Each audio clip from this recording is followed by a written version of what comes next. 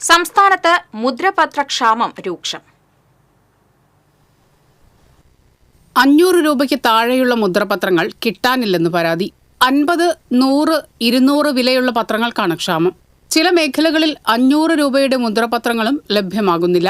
ഇതുമൂലം 50 രൂപയുടെ മുദ്രപത്രം ആവശ്യമുള്ളവരും 500 രൂപയുടെയും 1000 രൂപയുടെയും പത്രം വാങ്ങാൻ നിർബന്ധിതരാകുകയാണ്.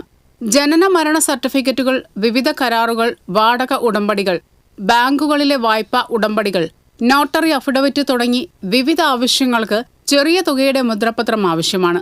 എന്നാൽ ആവശ്യത്തിനുള്ള മുദ്രപത്രം കിട്ടാനില്ലാത്തതിനാൽ കൂടിയ വിലയുടെ മുദ്രപത്രം വാങ്ങാൻ ജനം നിർബന്ധിതരാകുകയാണ്.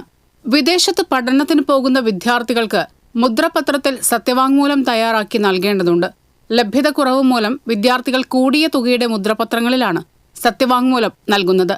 വീട്ടുവാടക, വസ്തുവിൽപ്പന മുതൽ ഭൂരിഭാഗം ഉടമ്പടികൾക്കും നോട്ടറി സാക്ഷ്യപ്പെടുത്തലിനും 200 രൂപയുടെ മുദ്രപത്രമാണ് ഉപയോഗിക്കുന്നത്. എന്നാൽ അവ കിട്ടാതായതോടെ ഉടമ്പടികൾ 500 രൂപയുടെ മുദ്രപത്രത്തിലും പിന്നീട് 1000 രൂപയുടെ മുദ്രപത്രത്തിലേക്കും മാറിയിരിക്കുന്നു. എന്നാൽ അവ കിട്ടാതായതോടെ ഉടമ്പടികൾ 500 രൂപയുടെ മുദ്രപത്രത്തിലും പിന്നീട് 1000 രൂപയുടെ മുദ്രപത്രത്തിലേക്കും മാറിയിരിക്കുന്നു. ട്രഷറിയിൽ നിന്ന് മുദ്രപത്രങ്ങൾ കിട്ടുന്നില്ലെന്നാണ് വെണ്ടർമാർ പറയുന്നത്. TCV news, Thrissur.